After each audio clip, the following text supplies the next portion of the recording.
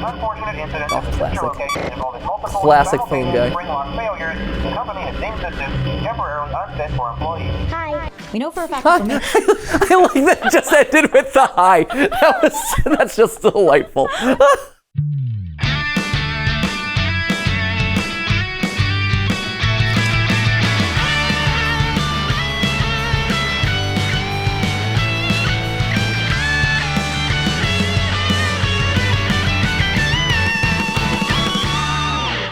Hey guys, and welcome to GTLive, where today we're doing something that we haven't done in a while now, which is solving Five Nights at Freddy's.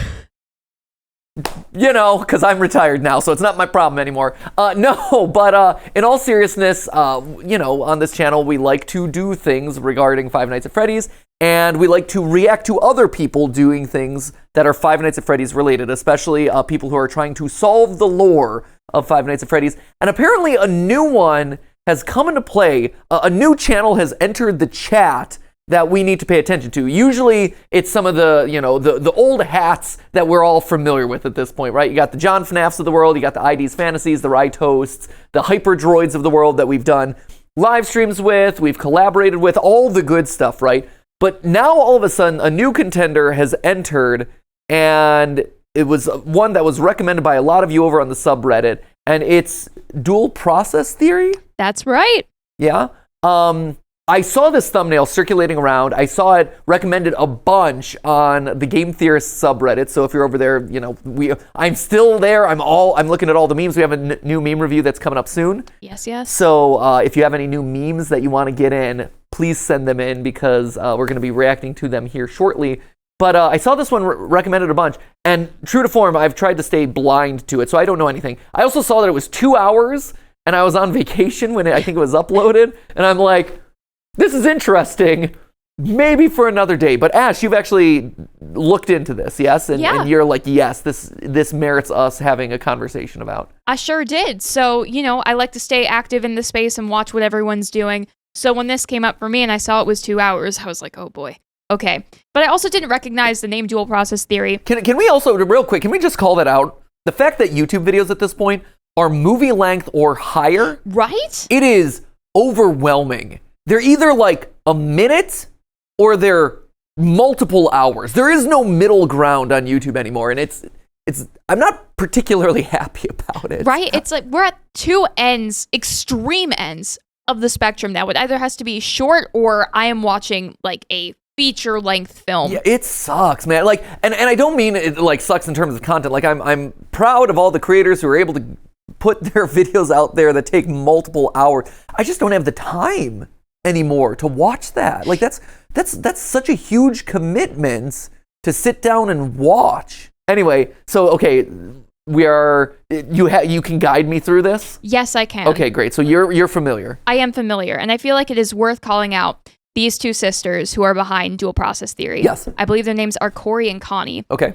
They bring a lot of wit and humor, internet humor, to this theory, and Great. it's very active. I find that when I was watching it, logically, I was with them every step of the way. Okay. And they were building, in a way that was very fun to watch. Okay. And I love when new theorists come on the scene. Yeah. So this was really cool to witness, especially like a duo of theorists. Yeah, I was going to say it's a different take for sure. Yeah, that's not something that we've seen before, but having two minds talking to each other and kind of like countering each other during the theorist process, I think that's wonderful. So cool. I'm really excited for you to watch this. Okay, for the next 6 installments. Yes, we have snacks, don't worry. We do have some snacks. We have delicious brownies as well as delicious trail mix. Yeah. Courtesy of Tamar. Yes. Shout outs to Tamar. We're staying fed. We solved FNAF, and we're not kidding, is what they say, dual process theory. And I actually, like, now that you explained the description, the logo of like the two eyeballs kind of coming in sync with each other. Right. It's cool. I like it. Because this thing is 2 hours long, I want to hop into it immediately without a whole lot of witty banter. Of course. It is one of those things, though, that I should call out right now, because I don't think I've explicitly called this out since the fashion show, but the stuff that I've been wearing lately on GTLive is Lumen. It's our latest merch launch. Not even merch anymore. It's apparel launch. I wanted to make along with the rest of the team, something that's more bright and colorful and fun, sort of stuff that you're not going to be able to find in stores. And that's available right now via the links down below this video, in the description, wherever. All the theorists have been wearing it lately, but like, you know, finding cool multicolored like gradient jackets or stuff that's inspired by springtime with like really nice embroidery details, like this flower pattern here with this black shirt. It's just really thoughtfully made stuff. That's higher quality than a lot of the stuff that you're going to find online, and especially in this age of drop shipping where stuff is really rushed and, you know, thrown together and sold at the lowest common denominator. We really wanted to create stuff that felt different and unique and fun and just beautiful. And so you have stuff like this, you know, this cool like light puffer jacket with this floral pattern across it, you know, in different colors and palettes and styles that you wouldn't see. You know, where else are you going to find like a cotton candy light jacket, you know, for the spring? You don't find it, right? And especially if you're looking for guy-oriented clothing, like I'm always looking for bright colors and fun shapes and things with nice details, and you just can't find it, right? And so that is what we made. This is Lumen. This is the new style of it. The next collection that we're going to be doing later this year is going to be Fnaf inspired, and then another one Poppy inspired. But this is kind of our 1 or 2 times a year where we're doing something that is kind of off the beaten track, that isn't going to be inspired by any sort of IP or whatever. This is just something that we wanted to create, which is awesome. But yeah, no, at the end of the day, right, the idea of Lumen, because it's not theory wear anymore, it's Lumen, because it's not always going to be about theories. It's not always wear, kind of has this connotation of merchandise and things like that. And what we're creating is both celebratory of the theorist community, but also celebrating all the IP that we cover and just more thoughtful about the world around you, which is why this collection was inspired by like spring flowers and the colors and shapes of them in a lot of cases. So you have this cool pair of joggers that fit really nice. They're super comfy. But again, it's all like nicely embroidered with detail all down the leg. Just a higher level of stuff. All those items, plus a whole lot more, are available in the description down below. So if you see anything that's interesting, place an order. They're available right now. Would love to see more Lumen out there. Just make the world a brighter, more colorful place. And yeah, like I said, stay tuned. Probably towards the end of this summer, I think. Maybe end of summer, early fall for that FNAF collection that hopefully will be coming out. We'll see. All right. Promo aside, that's, you know, shameless self-promotion out of the way. Let's hop into We Solved FNAF. And we're not kidding. This is and how many videos have they done? This is their only theory video. This was the first one. Wait, really? Yes. Good for them. Right? Clap and a half already for you guys. Well done. Dual process theory.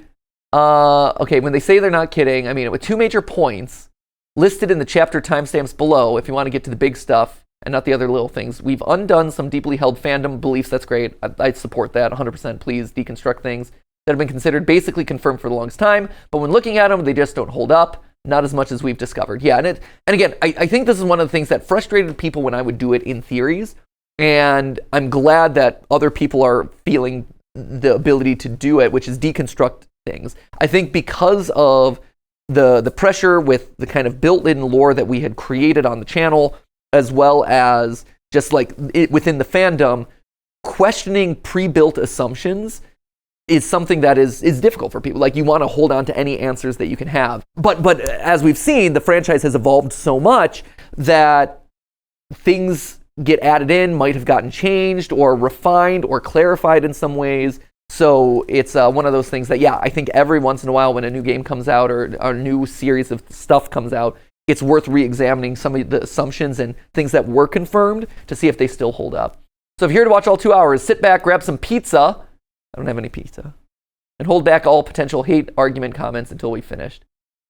I will probably talk through it in real time. Otherwise, I'm just going to be silent for the next 2 hours, which yeah, isn't Matt, great. Don't leave any hate comments on this video. No hate comments. Trust me. I've been through that. So there we go. Here it is. Intro. Here, I'm going to watch it at 1.5. We're good with 1.5? Yeah, man. Okay. I'm so excited. A new FNAF theorist. Welcome to the fold. I said to him, "Oh, well, not every story has to have significance, you know. Sometimes a story is just a story. You try to read into every little thing and find meaning in everything anyone says, you'll just drive yourself crazy. I had a friend do it once. Wasn't pretty. We talked about starting off with Mr. Hippo. Solid choice. You end up believing something you shouldn't believe, and thinking something you shouldn't think, or assuming something you shouldn't assume. You know." I do know. I've been there. With the release of Help Wanted 2, the new lore introduced in the game raised quite a few more Maybe. I was gonna say it's a little bit too fast. Let's go 1.25. Yeah.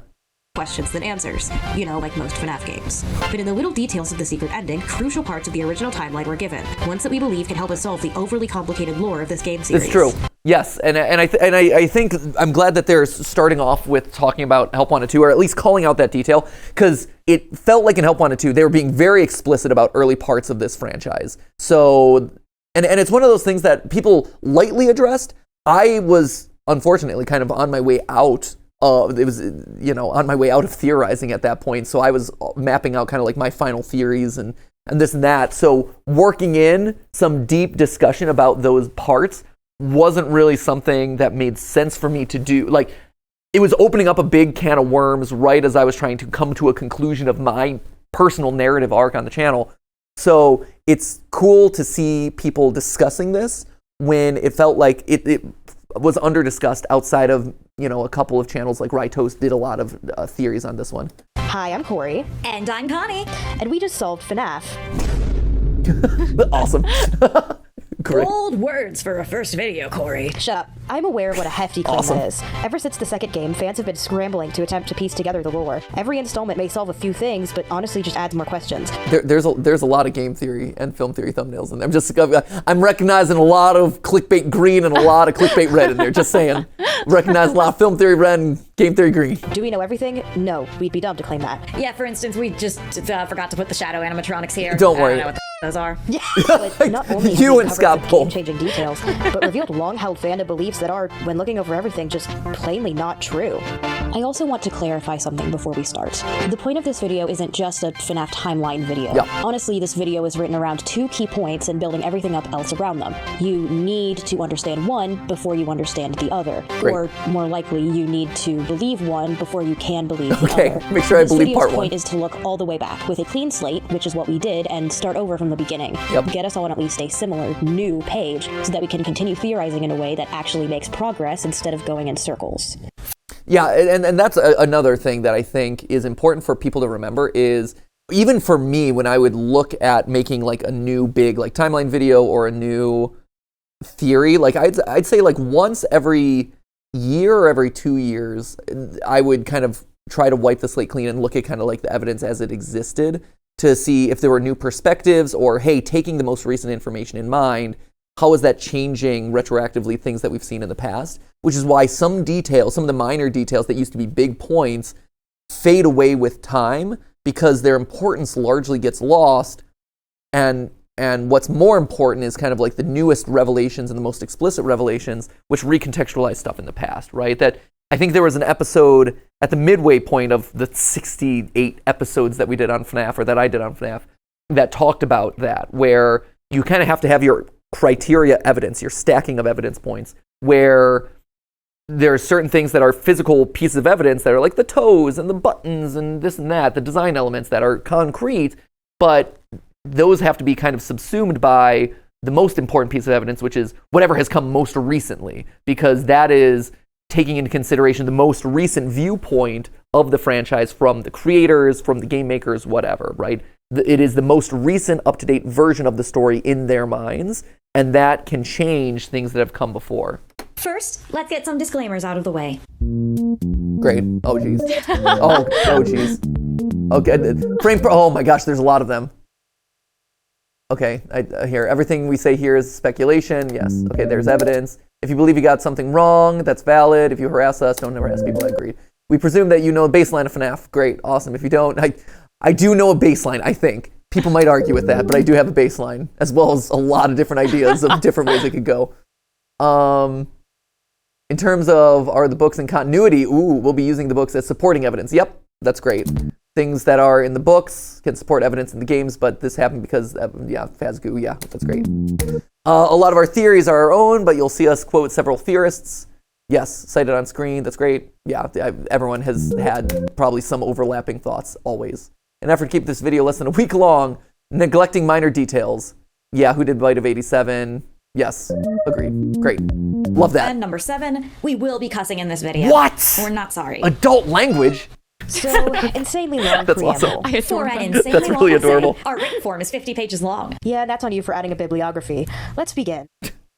Bibliography. Okay, Afton's family in the beginning of a tragedy. Okay. To begin with, first we must question when exactly Fazbear Entertainment became a corporation. classic. Prior to the release of Security Breach, most fans presumed it began in the 1970s or 80s with the original Fredbear's Family Diner. Yeah. However, one of the collectibles in Security Breach is a poster for the wonderful Fredbear's Singin' Show. Yep. The poster is in black and white, which doesn't mean a whole lot considering the first color printer wouldn't work until 1977. So this only places the beginning of Freddy's at before the 80s. Sure. However, we get other important information. First, the drawing of Fredbear with pie-cut eyes, which was a popular style mainly in the 20s to 30s. Yep. By the time color became popular in animation, actual eyes could be drawn. So possibly this poster is either from that era or invoking nostalgia for the rubber hose days, which would imply something connecting Fredbear to that time period. I remember when we did this theory, and I really liked this as a clue, because it got back to something that I think FNAF had lost for a while, which was leaning into some of the real world evidence or real world references that you can use to deduct the timeline in some sense. You know, you have all these other posters, and then all of a sudden you have this one that's so decidedly different and very clearly referencing animation styles, aesthetics, black and white technology, things like that, which, you know, for a couple years there, it was all just like lore, you know, character design details, this and that, but to have something that was very clearly indicating like a time period felt really satisfying. I think the last time you had really felt that was with FNAF 6 briefly, when the kind of fake minigame that led into it, Scott on Scott Games was teasing it with like old Atari style promos with like rainbow graphics and this old like very pixelated chunky art style that was of the Atari age. So it had been a good number of years before we had gotten something like this. So I like that they're leaning into that, and I agree. Like, this is one that we kind of talked about in our episodes, and I've pitched out a lot of things about Five Nights at Freddy's. This one I feel good about as well. But specifically, look at the price on the ticket. Yep. 50 cents general admission. When tracking ticket prices, we know that adult admission for carnivals jumped up to $1 a ticket by the 1950s. In comparison, many carnival tickets from the 40s, including the 1939 to 40 World's Fair, which was less a carnival and more a showcase, but, you know, important place, sold for 50 cents. Awesome. If we can narrow down this poster to any time period, we can quickly narrow it down to the 1940s. Is this important? No, I just have friends that like dating things. I personally think the brand, being as old as the 40s, is unlikely that it may be older than Henry and William themselves. Maybe it's just a 30-year cycle thing. Nevertheless, we know at the very least that Fredbear's Family Diner began in the 1970s or early 1980s.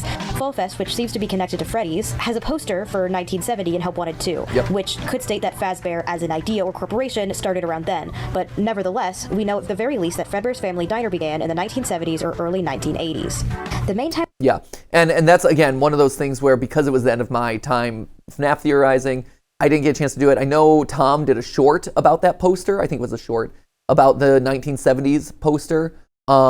Again, it feels very important because we've seen multiple Fall Fests at this point. We saw in Help Wanted 1's DLC, we saw Fall Fest 83, I believe it was. And so for the Help Wanted 2 to reference Fall Fest 1970 shows that it's a repeated event across multiple years, and that, you know, it predates 83 by a long time, right? So this was a kind of yearly calendar event, which is important. You're also seeing animatronics like Carney present there, which is kind of Henry's old style of animatronic with kind of the movable jaw, similar to the Rockstar animatronics from FNAF 6. So it's one of those things that it feels very important, and it's much earlier than I think anyone expected. The time we see it is in 1983, where it seems to be an established restaurant. Here's where we enter speculation on the owners of the restaurant. We know for a fact that the co-owners of the restaurants, at the time of the missing children incident, were William Afton and Henry. They don't seem to be full owners of the franchise, which has a company behind it, but whether they started the franchise and sold it or simply joined the company to open restaurants is up to interpretation. Yeah. Also note, Henry and Charlotte's last name may not be Emily, as the name was found on her grave in the Silver Eyes, and, well, it could have easily been a middle name. Yes, 100%. In the Ultimate Guide, she's referred to as Charlotte Emily, but he's just referred to as Henry, implying it may not be a shared name. But it does exist as a surname and does mean rival, so that's what we got for now. William? Yeah, agreed. I 100% agree with that too. I think I think we all jump to Emily as the last name just because we were looking for a last name, but I agree that it always struck me as weird, and I used Emily just because it was there, but 100% agree. I think it's more likely a middle name than anything else. I think, the evidence they cite there, I think, is valid. I could also see the character encyclopedia neglecting using Henry Emily if it is the last name, just because that would confirm that there's a connection there, and in this franchise, they don't confirm anything. But no, I agree. My gut says that it was always intended to be a middle name. It's just, we as a community wanted to call him something, wanted some balance to the name. Afton seems to have been the one running Fredbear's, which worked out because his family lived walking distance from the building. It is very likely that their sister location, Freddy Fazbear's Pizzeria, was also open around the same time as Fredbear's, possibly falling under Henry's jurisdiction. We know this due to the existence of Chica and Foxy toys, merchandise, and television appearances during FNAF 4, despite them not appearing at Fredbear's. Five Nights at Freddy's 3 also references a sister location that was open at the same time as Freddy's, which seems to have closed due to springlock failures. After learning of an unfortunate incident at the sister location involving multiple Classic phone guy. springlock failures, the company has named the suit temporarily unfit for employees. Hi. We know for a fact that I like that it just ended with the hi. That's just delightful. Oh, man. 4 characters had at least been established by that point. Freddy, Bonnie, Chica, Foxy. Fredbear and Spring Bonnie were also established in merchandise with the others, as we see separate Fredbear and Freddy plushies in the crying child's room, and a little kid with the Spring Bonnie finger trap in the cutscenes, who could be Charlie? That's not important. No matter when Fredbear's was established, we know that the Freddy Fazbear specific brand began in 1983, due to novelty coins you can find, so there's that. Yeah, I think that's since the VR games have been introduced into the franchise, they have hit this point over the head over and over again. And I think that there's really no debate about it at this point. Even in the books, they've really hit this point home that, like, 1983, Freddy Fazbear's Pizza is established. The Freddy Fazbear brand is established in 1983. Very important. But yeah, they call out a really interesting detail here, which is exactly right. This idea of there has to be almost 2 different locations, 2 different franchises. And I think when FNAF 4 first came out, there was this idea of like, it has to all be one connected franchise that is a timeline. Never before had the idea of there being 2 parallel franchises, if not 3, with Circus Babies, which we'll see what they get to. But like this idea that there are 2 parallel franchises existing at the same time with basically the same slate of animatronic, Golden Bunny, Golden Bear over here, similar Bunny and Bear over here, but plus 2 other characters.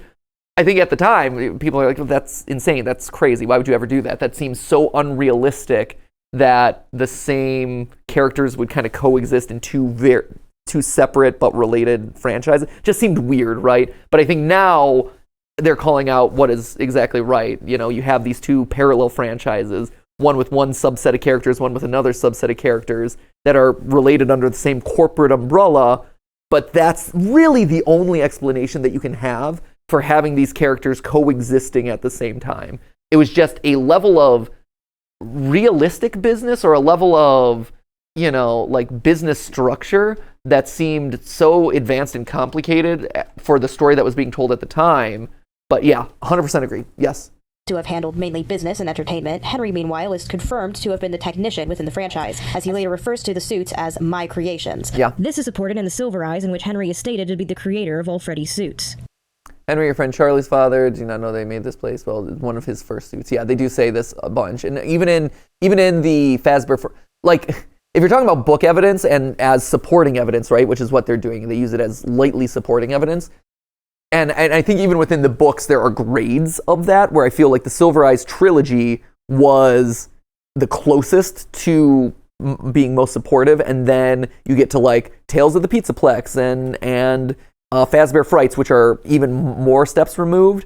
You get these like gradations of equivalence to the franchise and levels of support, right? So, but yeah, across the board, this is another point that I feel like the books have tried to hammer home, is Henry created the animatronics. He is the primary creator of at least the first generations of animatronics before Afton got involved in like sister location era, right? Including both the endo and exoskeletons, as well as the Springlock variants. The Springlock suits, as any FNAF fan will tell you, are very important to understand. When creating the animatronics for their restaurants, William and Henry decided to create suits that could function as both animatronics and costumes. Classic. Ones that could perform on stage with robotic movements, but could also be worn as outfits to mingle safely with guests. Thus, the Springlock suits. Yes. With a hand crank, the inner machinery was wound back and held against the edges of the suit with the Springlock mechanisms, leaving room for a human to fit inside. Yes. Unfortunately, however, the Springlocks were unreliable, to say the least. Any wrong movement or introduction of fluids such as spilled water, tears, or Awesome. blood, and the spring locks would set off, sending the endoskeleton back into place, whether or not someone was still inside. This would cause an intense and painful death.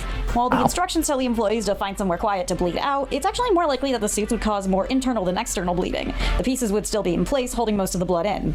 However, its piercing of vital organs and arteries could not be understated. It would be a long and painful death, and the owners knew this. As stated previously, it was in the instructions to find a safe place to bleed out rather than frighten guests. In the Silver Eyes, there is a given possibility of surviving a spring locking, as William is stated to have done so, but there isn't any Wait, what did they say about that? I hate this given drawing. possibility. I hate this drawing so much. Why is he naked on the... It is weird.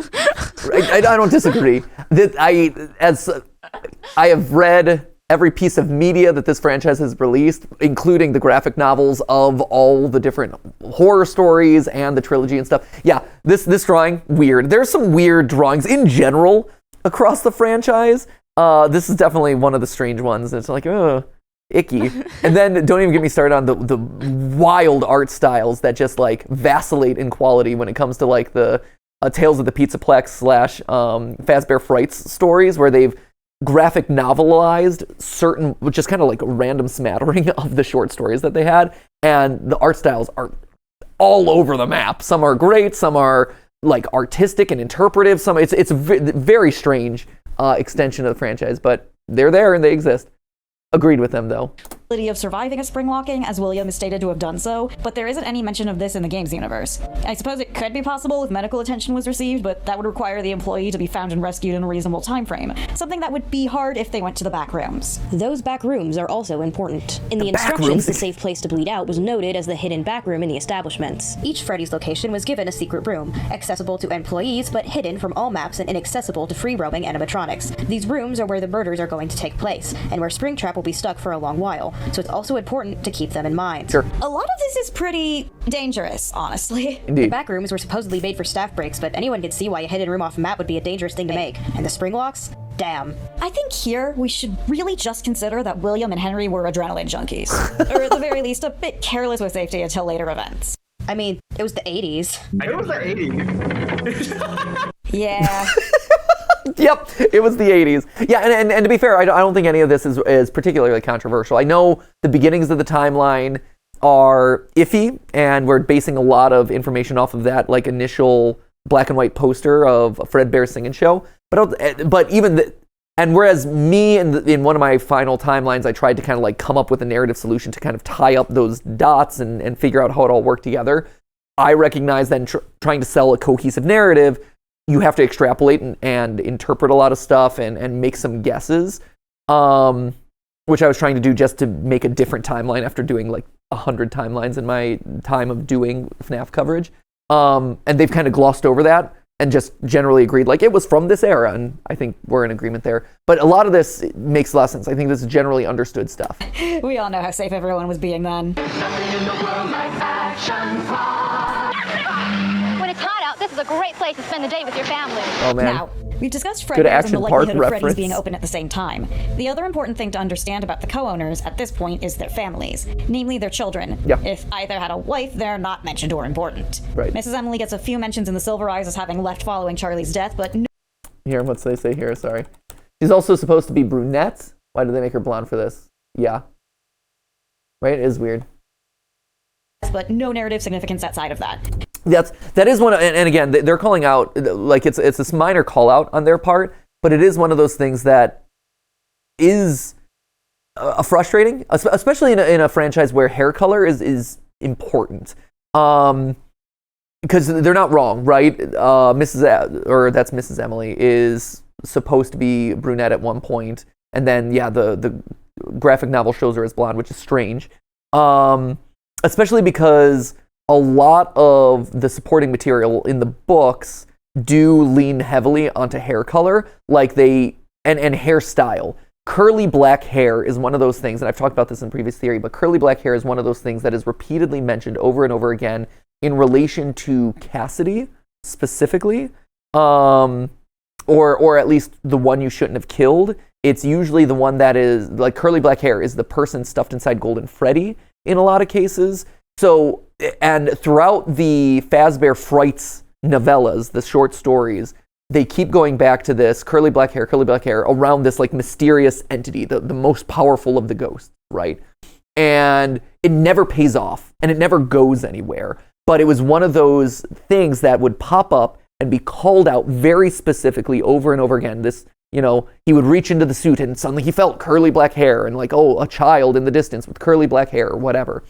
And it felt very intentional. And so then you get to moments like what they just showed, which is in the book, it's described as brunette, but then you see a visual of, oh, and it's blonde. Those nuances are sometimes pretty frustrating. And it's one of those questions of like, well, are we being serious about the hair color or are we not? Like, are we taking that, like, how much attention are we paying to this?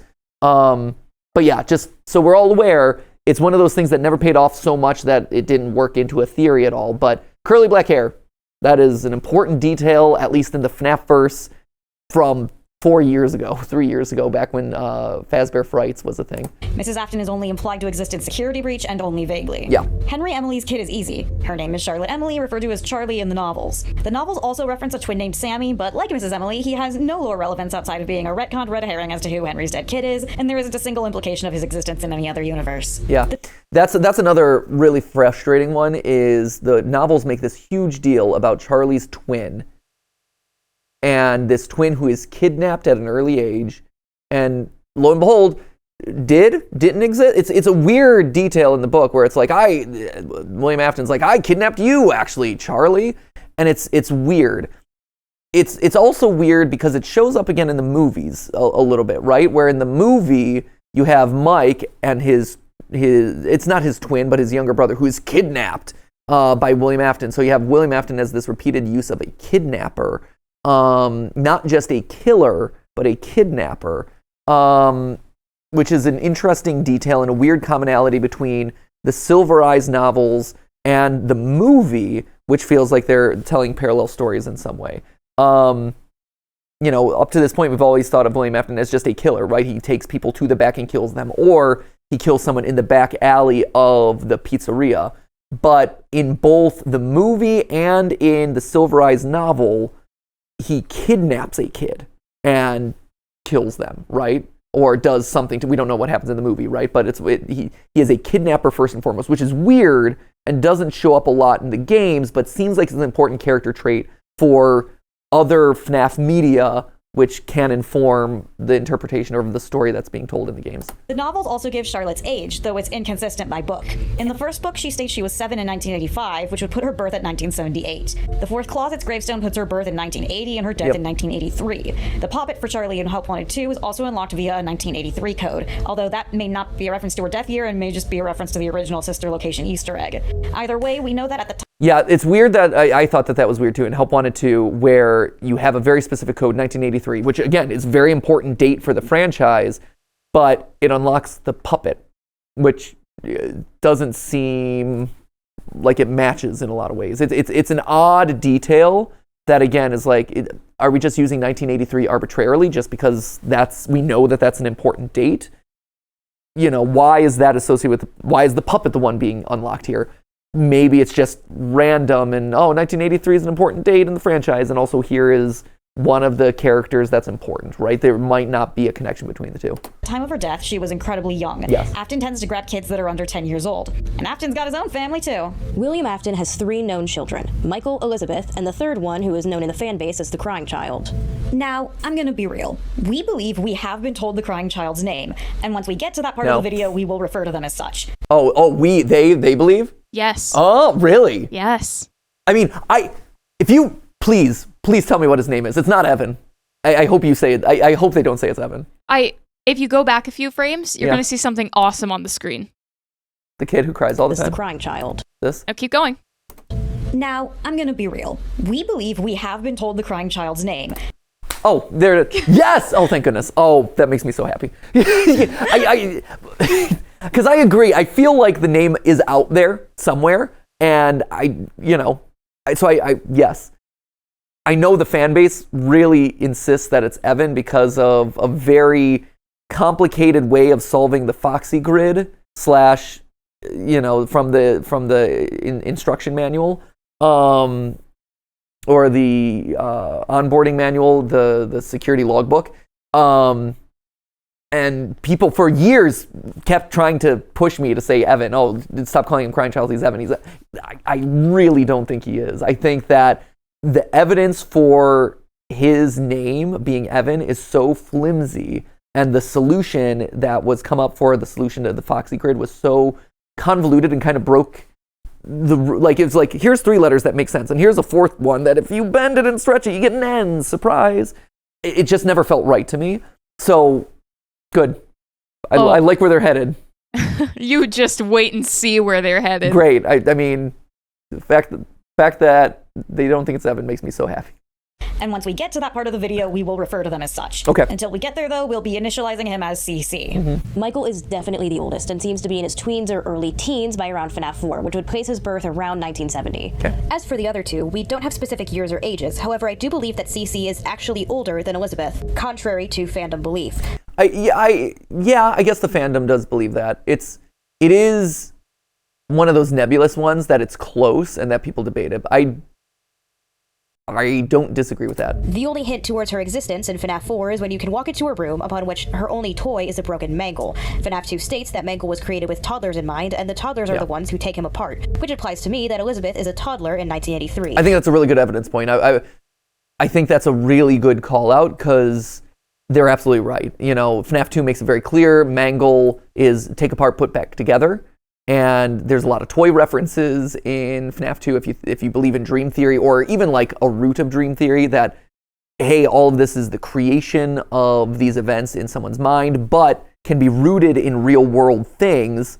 Yeah, Elizabeth breaking apart and putting back together this toy as a toddler. Yeah, and Crying Child is old enough to be able to walk home on his own and be supervised by his older brother, but be able to, function on his own.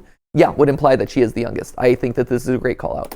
This would explain her absence from the plot. She's at daycare or with her parent or parents, or it's simply too young to be participating in any events. Yeah. Another long debate in the fanbase is which child died first. Yes. We know Michael died last, but the other 3 are up in the air. To be honest, it seems very likely that of the 3 left, Charlie, Cece, Elizabeth, Elizabeth died last. Firstly, because as mentioned, she was likely a toddler in 1983 and would need to age up a little more. Sure. We also know for certain, due to the blueprints of the Fun Times, that each robot was made with child luring and kidnapping in mind, and the scooper was made to remove remnants, which Afton would have no idea about until he started experimenting with possession. Yep. This puts Elizabeth solidly behind the other 2.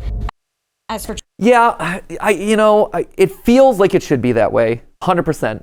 And I don't disagree with that at all. I think there's so much evidence on both sides of that. It's so hard to say. The evidence that, and I think that's the way it's intended to be. The evidence that just drives me insane, and I think I've made this clear, but I will continue to make it clear, is the FNAF 4 lines that the Crying Child hears or kind of like talks about, which is the whole remember what you saw. Remember what you saw. Well, what did he see? His dad putting a suit on a guy in the back room. Like, remember what you saw, run the other way. And then all of a sudden you're getting these hallucinations and nightmares of animatronics with stomach mouths, right? It is so odd for the Crying Child to be scared of the animatronics. And he could be scared as a child. Like that, there's always the explanation of he's scared as a child and he's imagining these things, right? I think that was probably what was intended. But it also lines up so well with, Circus Baby opens up, a claw jumps out, it has a stomach mouth and kills someone, right? Kills the daughter. I think that is retrospective evidence and retroactive evidence. I think the intention, is for Elizabeth to die last, though. It does feel like that. Whoops. Been debated on Elizabeth solidly behind the other 2. As for Charlie and CC, it's been debated on whether Charlie was killed in William's grief over CC, or if CC was traumatized by Charlie's death. I believe that in Help Wanted 2 and FNAF 6, we are given the information that CC dies first. The Help Wanted 2 information we'll get to when we get to it, but as for FNAF 6... Midnight Motorist is a very controversial minigame, but with multiple clues pointing to it, it really seems like this is about William Afton. Yes. His change in color is likely to differentiate him from the previous game's Michael sprite. At the time of Sister Location's release, confusion on whether Michael was the purple guy or just a purple guy was at an all-time high. Yep. Or it could be because a purple sprite just wouldn't look good against the black background. Yep. The secret minigame featured within Midnight Motorist is labeled in the files as Later That Night. Considering the look of the car and the rain texture, it's very, very likely to be referring to Charlotte's death. It's later on the night Charlotte died, after William drove away, but while it was still raining. The story shows him drunk driving to a place called Junior's that won't let him in, likely a bar that's keeping him from getting more drunk. The biggest proof of this is the guy standing outside, kicking him out. Pretty likely a bouncer. He has the power to keep him out and is already standing outside.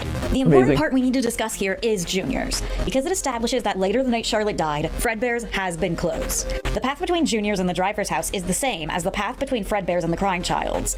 Wait, okay, hold up. I love that. Sorry, I was distracted by Rye Toast jumping around too. So he's about, okay. Already standing outside. The important part we need to discuss here is Junior's, because it establishes that later the night Charlotte died, Fredbear's has been closed. The path between Junior's and the driver's house is the same as the path between Fredbear's and the crying. The path between Junior's and the driver's house is the same as the path between Fredbear's and the crying child's. Okay. Child's. If Afton is the driver, that makes Junior's the new building occupying what used to be Fredbear's. Junior's was Fredbear's, closed down and turned into a bar. Fnaf 2 establishes. It is interesting. I do question it a little bit. Like, it is the same path. I get what you're going for. And I also, in one of my early theories, especially when Midnight Motorist first came out, I really wanted Junior's to be something important other than just a bar, which is what it seemed to be on the surface, right? It's like, oh, here's a random bar named Junior's for some reason. It's just very strange. Here's a bar. And yeah, to the idea of he's just kicked out. And by the end, again, of my FNAF theorizing officially, it was one of those things where I'm like, yeah, it was a bar. I overcomplicated it in an effort to make pieces fit more cleanly together and not just have like, this is the random explanation. But Occam's razor, simplest explanation wins. There's a guy out front who's kicking you out of a place because you're reckless and because you were there earlier. It's probably because you're drunk, right? It's very typical bar behavior. The reason I'm skeptical about this connection, normally I'm like, oh, that's a cool connection. The reason I'm skeptical about this, like, oh, it's the same path connection, is because if you look here, the path between Fredbear's and the house is a sidewalk, right? But what we're seeing Afton do is drive in a car through a forested area. And so it implies a scale difference and it implies a geologic difference, right? Like here, the crying child is walking to his house through a park and through like a playground, right? And we see very explicitly a street that is not kind of following that same arc, right? And so what the difference here is, the car is following alongside roadways that are forested. There's forests, there's big trees on either side. In fact, you can get out of the car and go to a grave site there. And so when you zoom out, yes, it follows the same path. When you look at some of the details and whether they would actually map onto each other one-on-one, I don't think that's necessarily the case. I appreciate what they're going for, but I do disagree a little bit with kind of the conclusion there. Junior's was Fredbear's, closed down and turned into a bar. Fnaf 2 establishes that Fredbear's was the first location. We're going to try to contact the original restaurant owner. I think the name of the place was Fredbear's Family Diner or something like that. This means that Charlotte died at Freddy's and not Fredbear's, like in the books, which can be backed up by Freddy being the animatronic serving cake in FNAF 2 and not Fredbear. But it also means that if Fredbear's is closed... That's a good call out. Yeah, I think that is a good call out. The fact that she dies at Freddys and not Fredbear's. Exactly, because you don't have a yellow bear serving, you have a brown bear, yes. The bite has already happened. The crying child was bitten at Fredbear's, and Fredbear's is closed by the time Charlotte died, meaning the crying child has to be bitten first. And thus, the tragedy of the Afton family begins with Cece's trauma surrounding the animatronics. It has never been directly stated why exactly he fears them, though it should be noted that he seems to only fear the robots and not the characters themselves. Yeah, After all, the plush animals are his friends. Yes. Especially his Fredbear plush, which talks to and comforts him. He's here, he's there, he's everywhere. Who are you gonna call? Psychic friend Fredbear. It's all but confirmed. Thank you for that. That warms my heart. It warms the cockles. My cockles have been warmed. Please don't say it like that. What, the cockles of my heart? Have they been warmed? Is there a synonym that you can use besides cockles? What's wrong with cockles? I don't like the sound of it. Sorry to hear that. It's the part of my heart that's been warmed. Sufficiently warmed. Here, what's a synonym of cockles? Cockle synonym. Let's see. See, you can't find A small, shallow boat. That's different cockle. An Not my cockles. An edible, burrowing, bivalve mollusk with a strong-ribbed shell. Different, yeah, very strong ribbing on that cockle, but no. Jesus. Make it end. Find me a synonym of cockles and I'll use it. I mean, you're referring to the creature. Have you ever eaten cockles? They're actually pretty tasty. Do you think I've eaten cockles, Matthew? You might have. I have not. It's a very common food. Are they? Cockles? No, I've never seen cockles in the wild. Oh, I'm sure maybe you didn't know that they were cockles. I'm sure you've seen cockles in the wild. Where can I eat cockles? I mean, you're not going to the Red Lobster and eating cockles. No. But if you're going to like a slightly more advanced seafood restaurant, yeah, you might get some cockles. Oh, okay. For Stephanie's Mother's Day present, I took her to a restaurant. We ate a bunch of cockles. Oh, Yeah. okay. Oh, okay. Yeah, we've been to this place before. I didn't know that cockles were a thing that you can order at this location. Yeah. But yeah, maybe next time I'm there, I'll try a cockle and then see how justified you were in that word choice. Yeah. Well, that's also not the part of my heart, though. You're still not talking about the cockles of my heart. Cockles are like the rooms of my heart, the chambers, the little corners of my heart. Not the several weedy plants of the pink family. See, there's a lot of definitions of cockles that I didn't know. Cockle verb. There's the pucker, wrinkle. The wrinkles of my heart? The wrinkles of my heart. They're warming the wrinkles of my heart. There it is. I need to be worried about that if my heart's getting wrinkled. The crevices? Crevices. There it is. The crevasse. Yep. Okay. Anyway. He's everywhere. Who you gonna call? Psychic friend Fredbear. It's all but confirmed that Fredbear has his father's voice, as we see a similar Fredbear plush with a walkie-talkie in Afton's headed bunker. Yes. And his final words to CC, "Let me put you back together," mirror what Michael says his father requested he do with Elizabeth.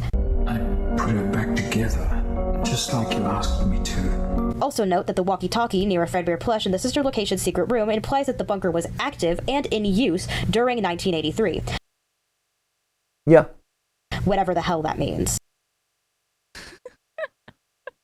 Right, whatever that means, I think that, again, that gets to the question of, like, I'm excited to see where they go with circus babies, because that's where things get really complicated, right? The idea that he is scared of the machines, like, I think that's the thing you just have to fall back on, right? Is that he is a young boy who is just scared of the robots, which is just weird. And I think that's the frustrating thing with all of this, is just the fact that he has the plushies in his room.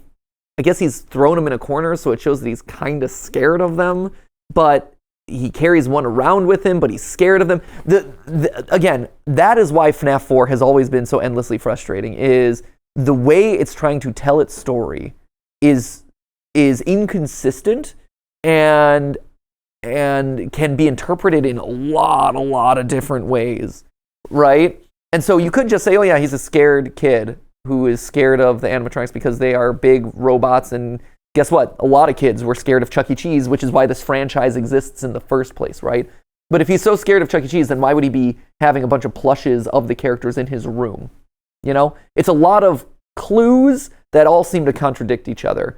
But yeah, Occam's razor, again, is like, the easiest solution here is that he is scared of the robots, and thus that is what he saw. Be careful of what you saw. But if this is Afton's voice, and again, you get back to this question of, if that is Afton's voice coming through the plush psychic friend Fredbear,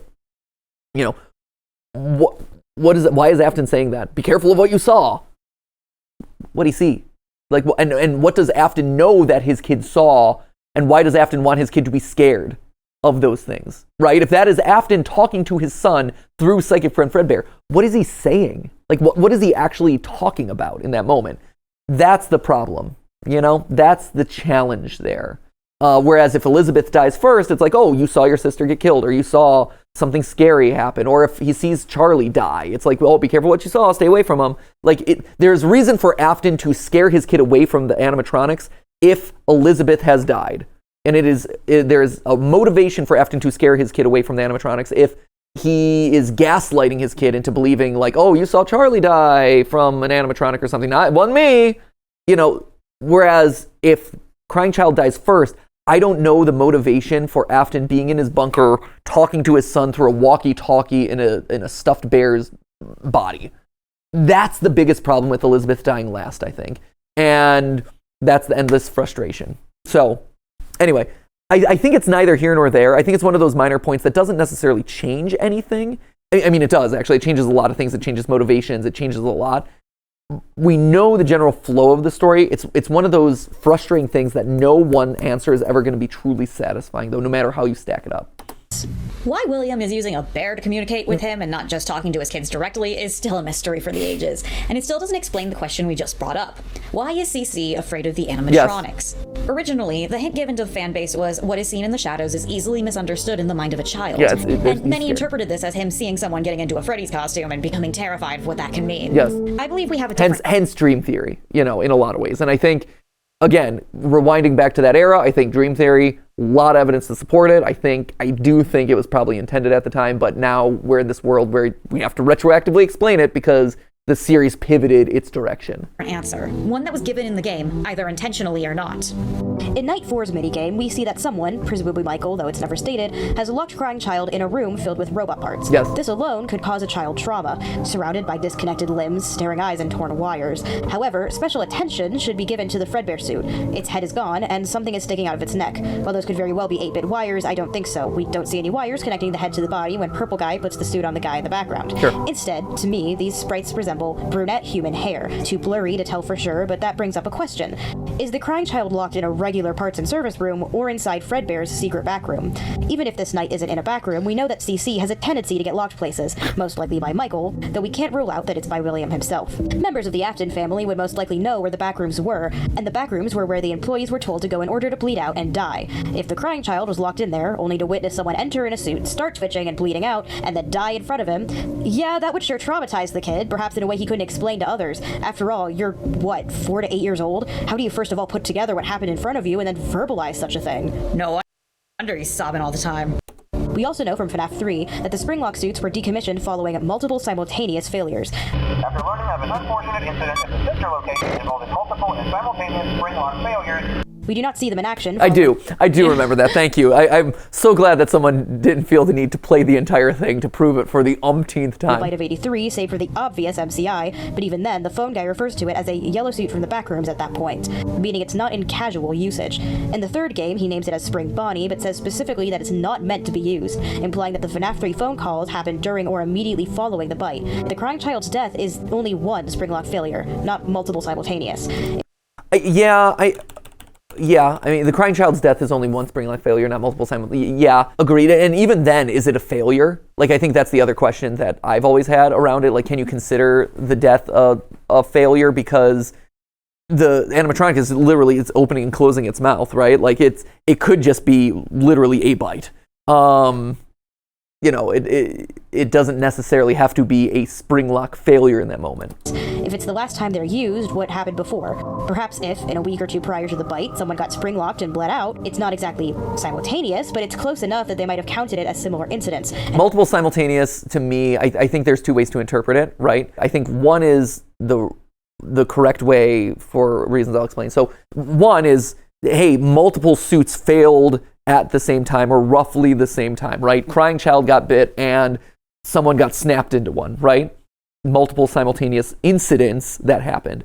Or the alternative, and I think this is the one that's intended, is multiple spring locks inside the suit all fail at the same time, causing someone to die and get trapped inside, right? And I think that's what's intended here, because for something to be simultaneous, they would all have to happen at the same time. And while you can have incidents happen at multiple, like in close succession, simultaneous means like they're happening right at the same time, or pretty much exactly, which to me is someone trapped inside multiple spring locks inside the suit, because it is a spring lock suit, but the spring lock suit is made up of multiple spring locks inside. They all snap all around your body.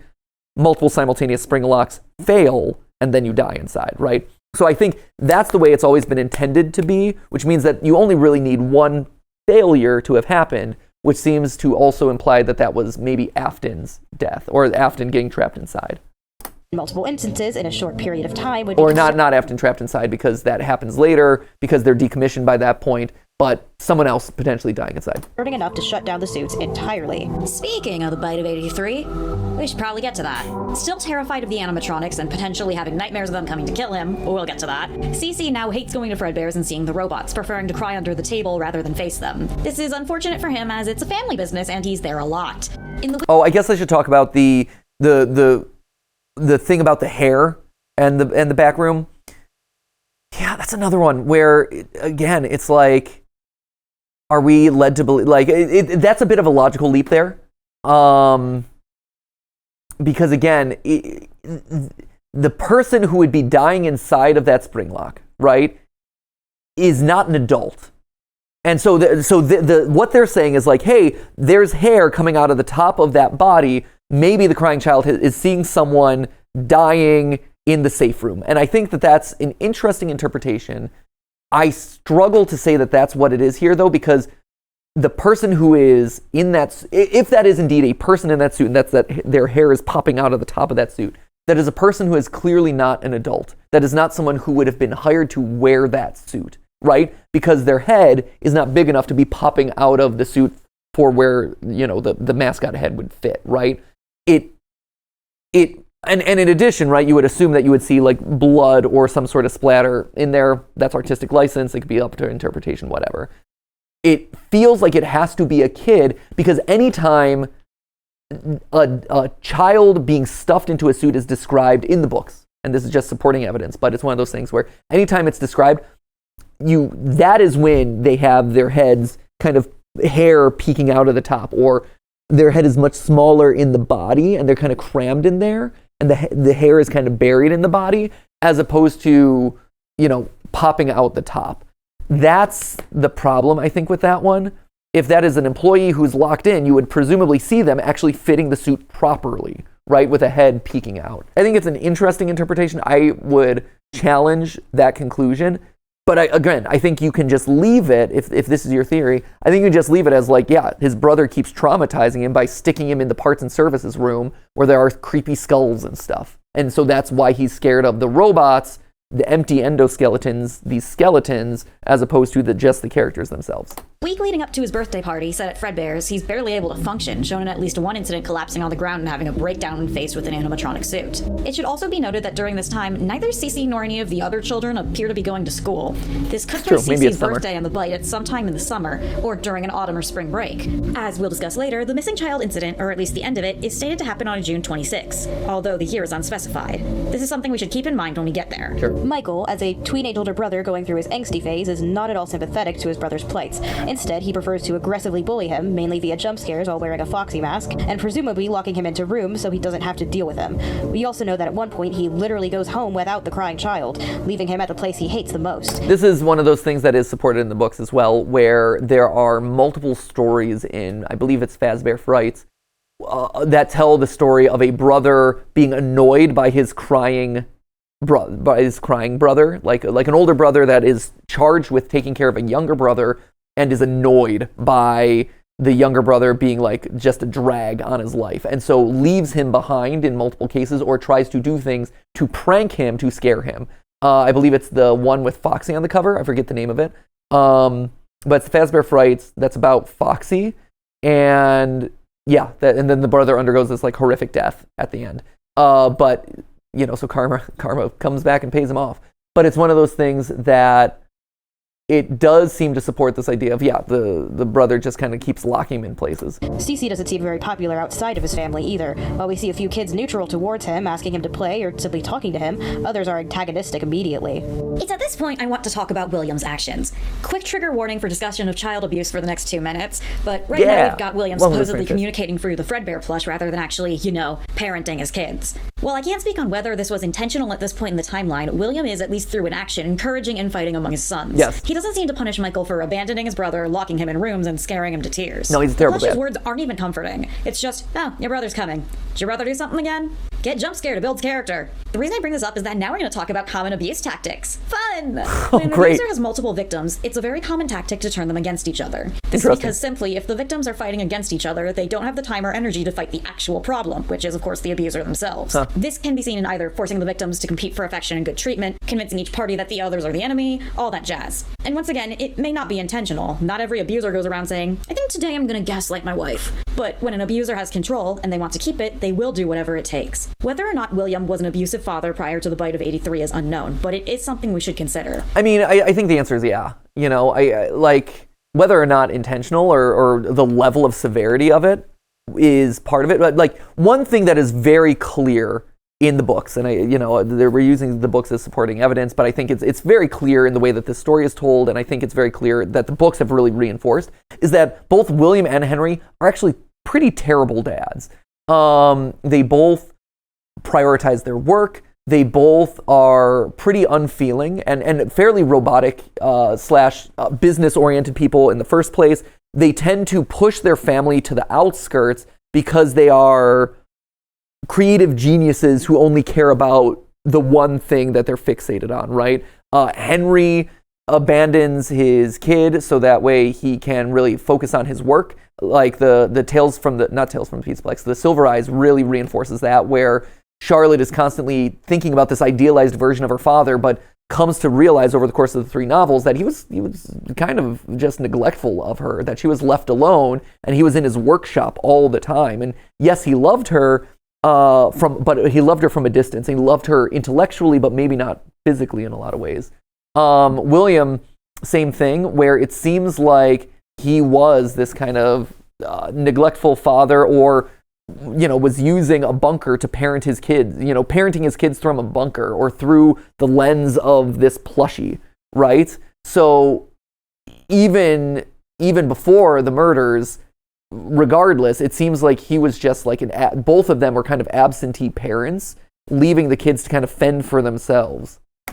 Presuming he is the driver and midnight motorist, we know he later falls into abusive tactics, implying physical abuse at the very least verbal. He does nothing to comfort Cece and does nothing to solve the root of the issue, which is Michael's behavior, which could also easily be read as a cry for help. Many abused children, not understanding why they feel the way they do, take out their anger and frustration on others, because they can't or won't do so to their abusers. Michael's actions could be a dumb teenager phase, or mirroring actions that have been done to him. Sure. It should also be noted that if William was abusive prior to the bite of '83, this does not exclude him from loving his children, or at least thinking he does. Sure. As hard as it is to understand, many abusers do believe that they love their victims. They believe it, They do not or cannot process the fact that their actions are causing their victims pain, and that their love is a desperate desire for control. That they see their victims as possessions rather than people. Well, it's a sociopathic. It's a bit narcissistic too. Like, which I think again, these characters are pretty. There's a lot of evidence to suggest that you could kind of diagnose them as one or both of those, sociopathic or narcissistic. Where William Afton, and serial killers in general, right? Like anyone who does end up taking human lives and thinking about how much of a genius they are, how smart they are. They are creators. They are the ones who built these animatronics up from nothing. Like, look at the success of this business that I've built. There is a egotism and narcissism to both William and Henry. I think Henry skates by a little bit because he is not the one who went off and killed a bunch of kids. So he's a very different level of guilty in a lot of this. But, there is this hubris that comes with creating life out of nothing and creating these animatronics and creating this successful business that you see present throughout everything. And with William's major control freak issues, this would be an easy trap for him to fall into, even without trying. And trigger warning. Whatever the reason, Michael's bullying escalates until Cece's actual birthday party. With several of his other friends, all in Freddy's themed masks, the tweens surround the crying boy and decide to prank him by pushing him to give Fredbear a kiss. Cece is screaming and begging for them not to, but we see them cross the entire restaurant, carrying him over to the stage and then shoving him in the mouth. And then the mouth bites down. Classic. Right, like that. I don't know if that's a spring lock failure, right? Like, I think that you see the animatronic just kind of like going up and down a bunch. That's it. You put a guy in his mouth, right? We see the bullies stop, staring in shock and horror, and the crying child stops moving. This is the infamous Bite of '83, the date known due to an advertisement for Freddy and Friends on Cece's television, and the code to see the Fnaf 4 cameras in sister location. And it is what kills the crying child. But not immediately. We know from the final cutscene that CC does not die right away. He slips into a coma where we hear Michael tearfully apologizing just out of his field of vision, while Fredbear/William promises to put him back together before we hear a flatline. So at some point, CC was in a coma at a hospital, hence the flatline. Man, do you remember when everyone was going crazy over the fact that it was like all these yellow colors and that there's a slightly different yellow for the final line of I will put you back together? And we thought it was the puppet at one point. We thought it was Golden Freddy at one point. We thought it was the spirit. Like, we went through everything thinking, like, what could that possibly be? You know, and it turns out that that change in yellow may have been a clue, may not have been a clue, but it was like, I think at this point we all know, like, oh, it was William. I think we all generally agree it was William saying, I will put you back together.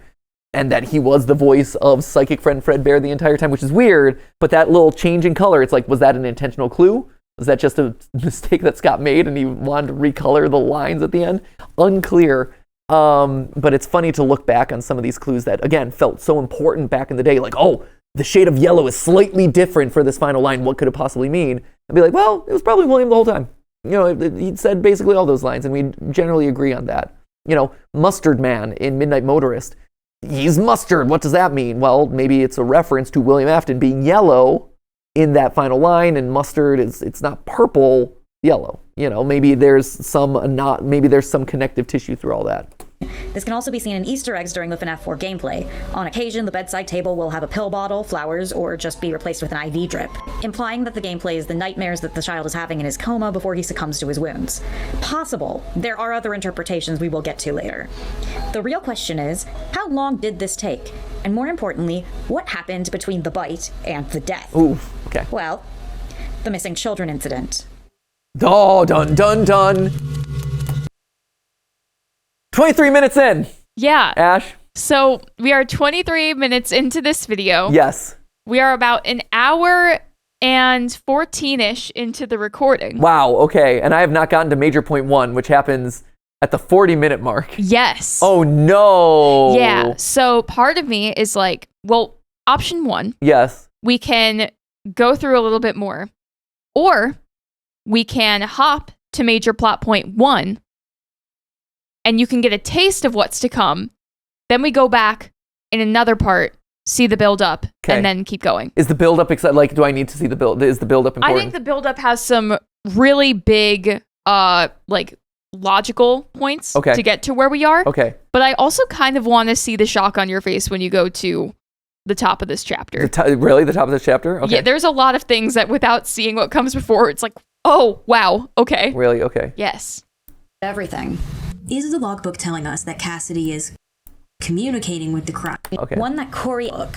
And that's where we get so important. So important that she's the one stopping Okay, our big here we go. bad. This is Golden Freddy. So important Cassidy. that she gets to haunt alongside CC When and she shouldn't have communicate killed. with him in the logbook. And that's where we get to the big question. The one that Corey asked me the night I did my own read-through of the security logbook. One that changed everything. Oh, the one that changed everything. Is the logbook telling us that Cassidy is communicating with the crying child, or that Cassidy is the crying child? Oh!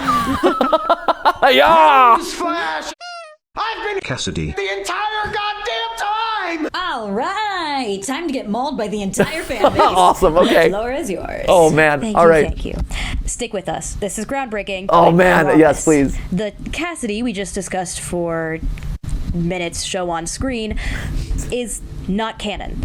I think a lot of us have forgotten this, but all of the above is speculation. Cassidy is faded text. Okay. Cassidy is Golden Freddy. Cassidy is Vengeful Spirit. Okay. Cassidy is... Okay.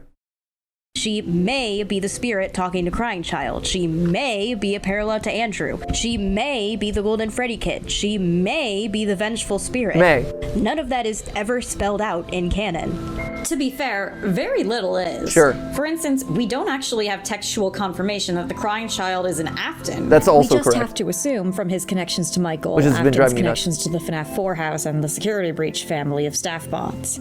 Staffton bots. But the thing with Cassidy? This little girl is not the Vengeful Spirit. Whoa! That's huge. Okay. She is not Fredbear's possessor. Ooh. She's not even one of the missing children. Keep going, keep going, keep going. The Vengeful Spirit, as will be discussed later, is someone else. Yeah? And Fredbear's possessor, and the last missing child, is the crying child, Cassidy Afton. And you might be wondering, but he didn't go missing, he died? We'll get there. Let's look again at that logbook code. Yes, the hints on each page are from Faded's writing of my name. This led us all to believe that the name in the word search was, well, Faded's name. But Faded didn't make that code. Altered did. Oh my god, okay, we're getting to that point where I have to like There you go. think There you through. go. Oh man, okay. Okay, Faded. See, welcome to the wonderful world where it's like Sea Bear is different than Sea Biz, which is different than, you know, Sea Child Man. There's so many insider lingos for this stuff, and it's like, oh, Faded is the one thing, but Altered is the other thing, and the Mike is the other. Oh my gosh. Oh boy. Oh yeah. So Cassidy is the crying child.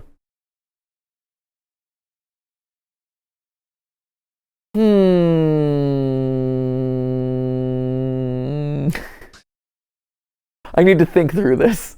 I might need time to process. I'm curious where they're going. And again, I am open to all interpretations. I'm not opposed to that at all. That would imply that there's a fifth kid. No, they're saying that the fifth kid is... Okay, I'm curious. All right, well, we'll see. Yeah. We'll see. It was important to me that you saw this in a part 1. Yes, I agree. This is very crucial. I didn't want to break your flow because I think you were following the general path of what their assumptions were. Yes. Part 2 kind of builds up the assumptions and establishes fan base assumptions, which they then break down in this portion. Okay, major point number 1, Cassidy is crying child. Okay, I'm gonna... And is an Afton. And is an Afton. It's interesting. I am intrigued by where they're going with this, and I am excited to see what happens next. We'll continue what will undoubtedly be our 9-part saga. I was gonna say it's probably a four-parter at this point. I'm looking at it. I'm like, I don't want it to be a 4-parter, but I think it's probably going to be a 4-parter, and it might merit it. Okay, I'm excited. I'm excited about this. I'm going to rethink my assumptions, or I'm gonna maybe not my assumptions, but the evidence that I know. One thing I do know that immediately comes to mind, right, is we know Cassidy. Bad news about the Fnaf movie. So this is from Scott, right? Adam Dude, bad news about it. He sets up all the things that didn't work as a screenplay, and there was the Cassidy screenplay. Diving deep. This is one of the few things. This was, I believe, if I remember right, this is the moment that Cassidy was confirmed as a name of a character in the franchise. Like, up to this point, we had been like, we found Cassidy. It's in the survival logbook. It is a thing that exists. This is clearly a character, but it had never actually been mentioned or confirmed. 100%. And I believe, if I recall correctly, Scott's post about the FNAF movie going forward and him being like, here's all the failed scripts that I went through. Here's all the failed ideas. Him mentioning Cassidy as a screenplay. Diving deep, the screenplay packed in a lot of lore following the story of Cassidy, spanning multiple time periods, following multiple characters, and featuring lore from multiple games. This was pretty saturated to a fault. It may have been satisfying for the most hardcore fans, but overleft the majority of people confused and lost. This was the most accurate screenplay. Ultimately more of a visual encyclopedia than a movie. It doesn't, I guess, say anything. I was wondering, going back into this, I'm like, I wonder if this says anything about it, spanning multiple time periods, which if Cassidy is Crying Child, that would do. Following multiple characters, if this is Crying Child, it would make sense. Featuring lore from multiple games, again, it would make sense. This is pretty saturated to a fault. So yeah, there's a world. What would I guess it would span multiple games. Interesting. I'm curious to see what they have in store, but I guess for that, we have to wait till next time. So dual process theory is getting a multiple process GTLive reaction. There you go. But overall, across the board, very excited by what they've said so far. I like the style of this video. I like the progression of comments that they're going on. I think the logical flow makes a lot of sense. So this video is giving me gifts. It is giving me life right now. And I'm excited for it to continue giving all of those things in the next upload. So until then, my friends, remember, that wasn't a live stream, but it was a video for you. Thanks for watching. Whoa, that's not Sia. I know it's not Sia, but I wanted to say thanks for watching. I also wanted to say Lumen, still available. Also, if you have any other FNAF theories or other stuff that you want us to react to on the channel, let us know in the comments or over on the Game Theory subreddit. Always an opportunity there. And now I can say, see ya. Nice.